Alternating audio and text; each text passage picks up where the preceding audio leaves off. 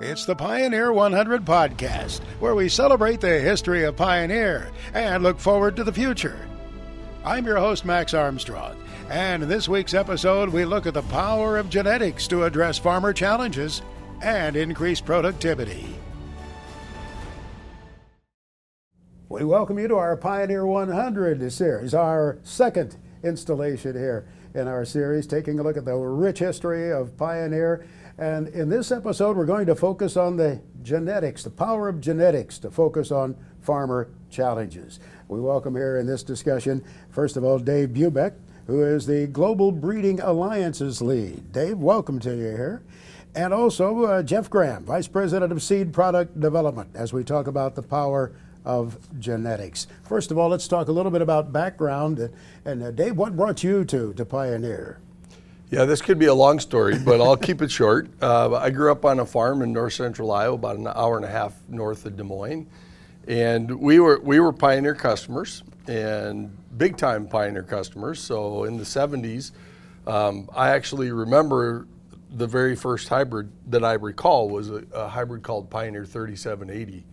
And so Pioneer made a great impact on me growing up on the farm. And then when I got to Iowa State, I ended up doing an undergrad in agronomy and a master's degree in soybean breeding and cytogenetics.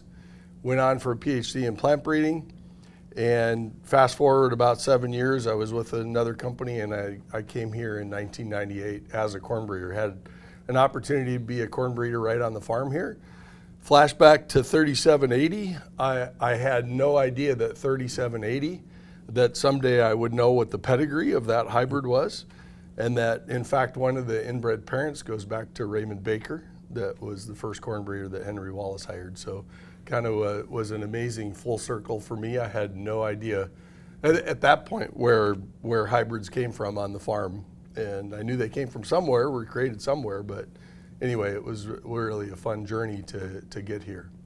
Geoff, of your own career, your background, the various paths you could have taken, why did one lead you here?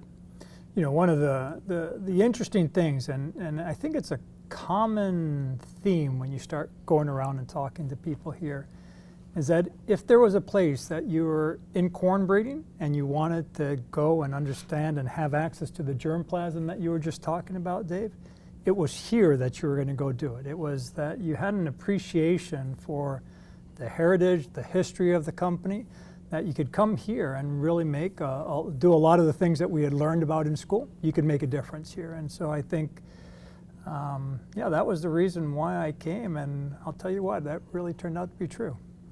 In our first episode, as we visited with you, we talked about Mr. Wallace and setting the foundation for the research and development for Pioneer. There was a Mr. Baker also, is that right? Yeah, Mr. Baker. So, again, let's go back to when we're talking about the story of Henry Wallace starting with the yield trial contest and entering hybrids into the yield trial contest and winning the first one and starting that revolution about what hybrids could look like. And during that time, there was this kid up at Iowa State, and he was kind of curious about this, and he kind of took notice of that hybrid entry, and he started corresponding with Henry Wallace. And one of the fantastic things about this place is the history. We still have those handwritten notes, and we can go back and read what they were corresponding back and forth with each other. Henry Wallace's was typewritten. Raymond Baker's was just in cursive. But they start corresponding about, Raymond Baker to Henry Wallace saying, hey, I'm really interested in this hybrid stuff. Tell me more. And so Henry Wallace, in his typical outreach and extension fashion, says, well, if you want to do something, I'm going to send you 2 inbreds. Why don't you make up the hybrid seed on your farm, and then we'll enter it into the yield test contest the following year. So they did, and they won. And when they won, I think that was one of the, Raymond Baker will go back and say that was one of the proudest moments in his life. But then shortly after that, he quit at Iowa State and then became one of the first employees for the company here. And he became basically the research director after that. He was the first research employee formed at Pioneer, and his name has deep and meaningful impact in our company for sure.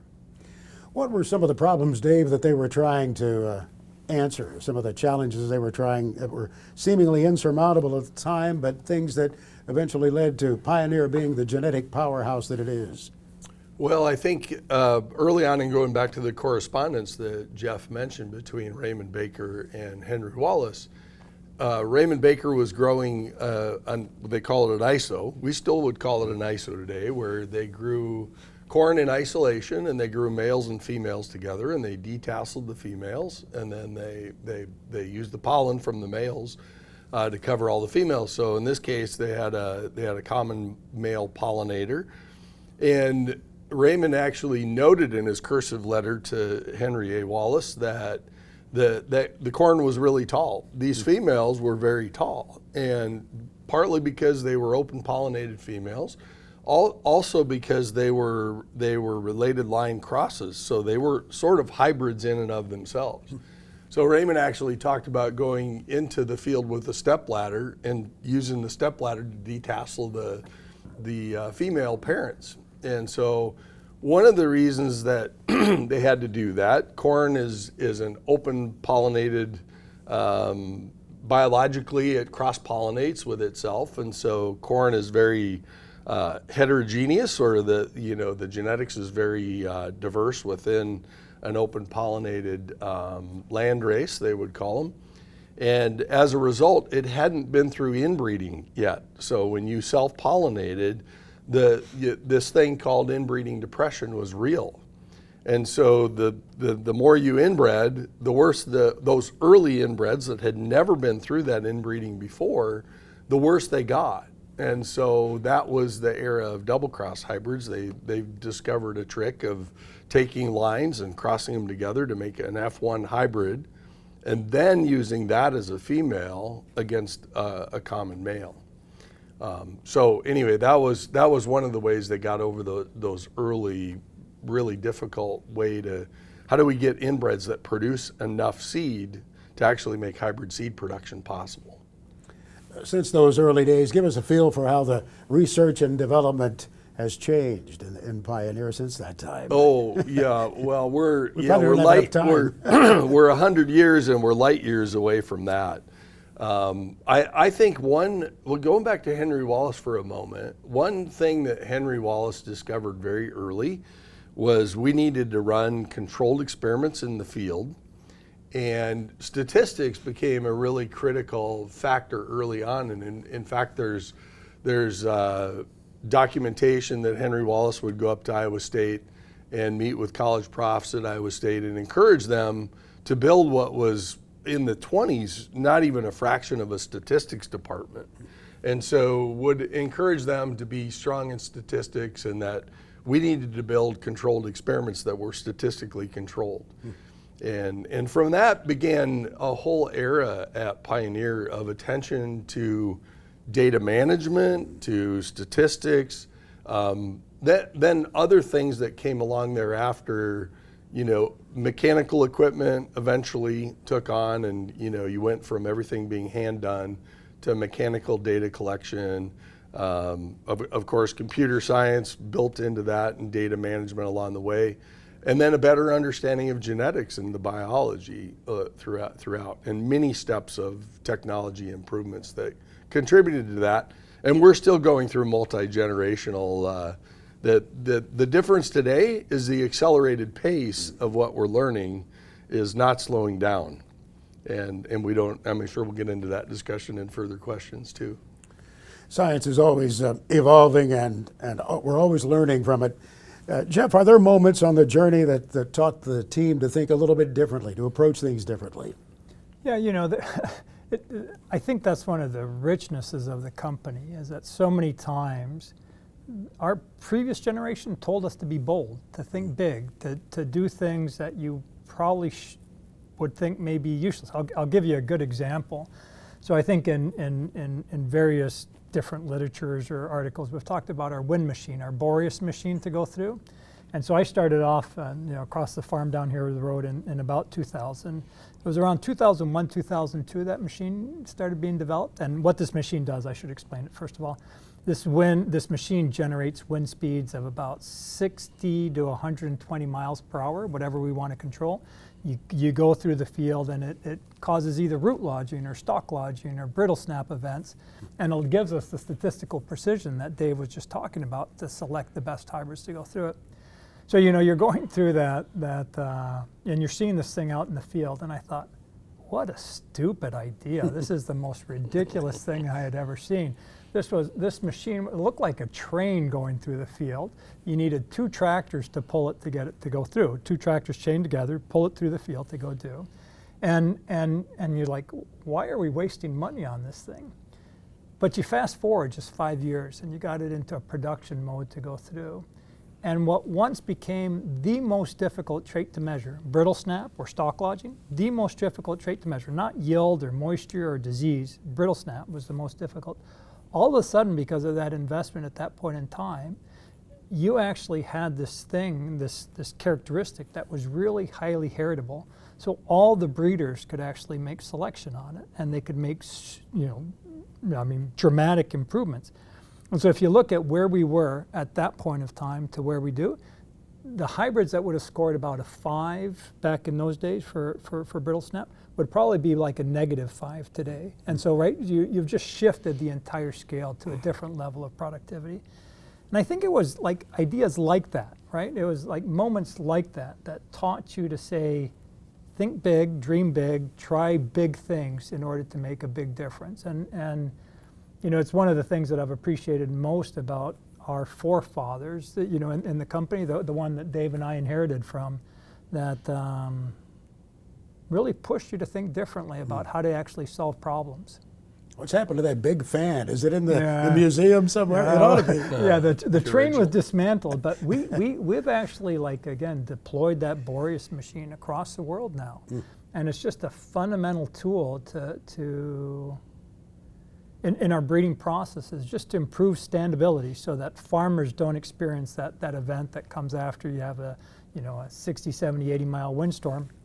Your corn stands. And I think, it's always funny to say, well, how much can you get corn to stand up to? Look, we're not oak trees. We're not, corn is never going to be an oak tree. But it is pretty phenomenal what corn will do today. The advances in standability have just been tremendous, haven't they? Amazing. Yeah. Dave, what would surprise people about all of the things that go into Pioneer Seed? I mean, what kind of specialists are hired that we might not think about working for the company now? No, it's almost an endless list, almost. But you think about the kinds of scientific disciplines that are needed to bring a good quality, best performing, highly competitive hybrid or variety to the marketplace. And you need all sorts of scientific disciplines of basic biology and certainly genetics, and plant breeding is in and of itself really not a science. It's a collection of sciences and disciplines that are necessary. So plant physiology, having a basic understanding of physiology, genetics, as I mentioned before, statistics, being able to do data analysis and data informatics. Biotechnology today is a big thing. We haven't mentioned GMO or transgenic traits, but that's fully embedded into our product assembly system as we go. So biotechnology is really critical. And so plant health, and so plant pathology, knowledge of basic plant diseases and entomology, because we're trying to control insects with what's in the bag when it comes to GMO traits. So enormous number of things go into the bag. Also, we think we're one of the best in the world because we know what's in the bag in terms of quality. So we pay keen attention to genetic purity, to of course seed germination and quality, both under stress and cold stress, as well under worm germination conditions. And so the quality of what goes in the bag and the purity of what goes in the bag is critical and important. We've been in GMO traits. The first GMOs were in 1996 was the first commercialized trait in corn, and we ramped up from there. GMO adoption in the US, and I would say Brazil and Argentina as well, was faster than hybrid corn adoption actually. And so it happened at a very rapid rate in the United States, was tremendously successful for controlling insects and gave a lot of convenience to weed control for our customers around the world. Here on our Pioneer 100 podcast, we're talking a lot about research and development. And you know, as a farm broadcaster for many, many years, I've heard companies talk about their R&D and all of their investment. But I would ask you, Geoff, what makes research and development different at Pioneer? How is yours different than the rest of the crowd out there? Yeah, look. I mean, for one, I think there's a certain amount of scale that becomes important to think about when you do things at scale, the power that you can go do. But let me just I'm going to build a little bit off of what Dave said, because, and I'll just give you an example of some of the maybe the legacy of believing to do things big in the company. And so I don't know when did NORAN start? Before I came. Right. So yeah. So to think about, like, this company actually had a computer division, and they were actually selling computers for a while, and they actually invented it. It was called the NORAN business. They actually invented these handhelds just to go out and collect data out in the field and be able to take that data, be able to communicate with customers, be able to give invoices right in that place. And you know, it's things like that kind of lead on to the wind machine. It leads on to the genetics and understanding of the genetics. It leads on to some of the computational capabilities that we have. But what would I say on separating the R&D part? The first part, it comes back to our germplasm base. You asked me why I started. It was that germplasm base. And you can go back and you can just think about, we have the last 100 years of breeding in our cold room. And every single year we take that seed out, we plant it in trials just to see the progress that we've made during the time. And so you can see all those things that that Dave talked about you can see all of a sudden BTs in there, you can see disease resistance in there, you can see the leaf architecture change to go through as we're picking up a little bit more sun during the 70s and 80s and things like that. And so it's really this foundation, this belief, and then this constant desire, I don't know why it is, to incorporate new technologies into making breeding better. And so, look, when I started off, you know, you would go out and you would take a lot of notes. And so, huge believer in being out in the field, take notes, right? So you take notes. But, you know, you go out to the field and you take notes and you do it all day. You know, towards the end of the day, your eyes might not be good as at the end of the day. So one of the things that we just started talking about was like, well, could drones come in to go do this? And so we started investing in drone technology to take pictures of plots to go through. I don't know where to stop counting, but let's just say this last year across the world, across our crops, we probably took over 100 million images of plots to go through. And so now you have this error-proof system, right? Because it's a picture. It doesn't lie. It's not tired. It's just taking a picture to go through and be the data source for how you're going to advance products through your pipeline. You know, and our first principle, if it's a bad product, take it out of the pipeline as quickly as possible. If it's got disease on it, take it out. You know, all these types of things. If it falls down, take it out. Those are the types of things to go from, you know, a history of like, okay, I'm going to go look at every, you know, like that part, to go out and be able to take 100 million images of plots using drones really talks about the size and the capacity of you know, the ability to dream about how you might apply some of this technology. And I think that's what's really cool about it. And so my firm belief is that this just continues to happen. It just continues to build on itself. And next technology we'll incorporate, we'll deploy, and it'll make products better. Well, that leads us to think about what's ahead in terms of coming through the pipeline at Pioneer. How does that look, Geoff? Well, you know, we're talking a little bit about technology, so let me talk about technology, and then I'll shift over to product just a little bit. But I think one of the most exciting technologies that's coming down the pipeline is going to be gene editing. And how does gene editing our impact what we can do and the products that we can possibly make? So in my career, we kind of went from traditional breeding to like using genetic markers for selection, biotechnology that you talked about, Dave, to now I think the next generation is going to be gene editing. And what gene editing allows us to do is that if we know, and we do know, all the genes that are out there in corn, and we want to change something just a little bit or modify it a little bit, it allows us to go there and just precisely make those changes to go through. So I'll tell you, last year out here, I think for a big chunk of the country, they'll know that southern rust was a big issue last year. Certainly here was in Iowa. But we had this gene-edited hybrid out there that had improved southern rust resistance. And you're seeing out there, and it was September, and you're seeing something green and something dead. And it just made you realize the power of what that technology is. And I think this again comes down to, that was the power of the technology. Now it's up to our imagination of our product developers to go through. But here's the really cool part for me and just sitting where my view part is. Every single part of the technology we've talked about is kind of directed towards corn. But we've taken that same technology and applied it to any crop in which we choose to participate and to work on. So I see things like what's happening in soy, what's happening in sorghum, what's happening in wheat. And it's so fun to think about wheat, that we're just starting this journey of hybridizing wheat, and we're on the 100th year celebration of 100 years of hybridizing corn. And we're going to follow that same journey, that we go. And we believe that this whole power of heterosis, the power of hybrid vigor, really allows to create this better, more sustainable, more vigorous crop that's going to drive agricultural productivity. And at the same time, I think the combination of genetics, equipment, and management systems, and the tools to modify what a plant looks like that we have today, I think it comes down to imagination. And that's the fun part about this job, right? Is it just comes down to what do we think is really going to be required to go do it. And like I said before, I think we have more tools today than we've ever had in our history. And that makes for an exciting time. You speak with so much enthusiasm. It's hard for us to not get excited with you. By all means, Geoff.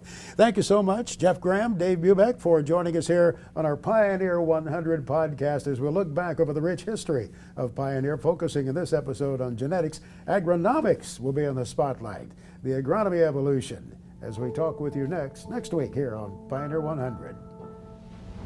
Thank you for joining us for this episode of the Pioneer 100 podcast. Join us next time as we continue to explore the rich history of Pioneer and its connection to the agriculture of tomorrow. Visit pioneer.com/100 to learn more.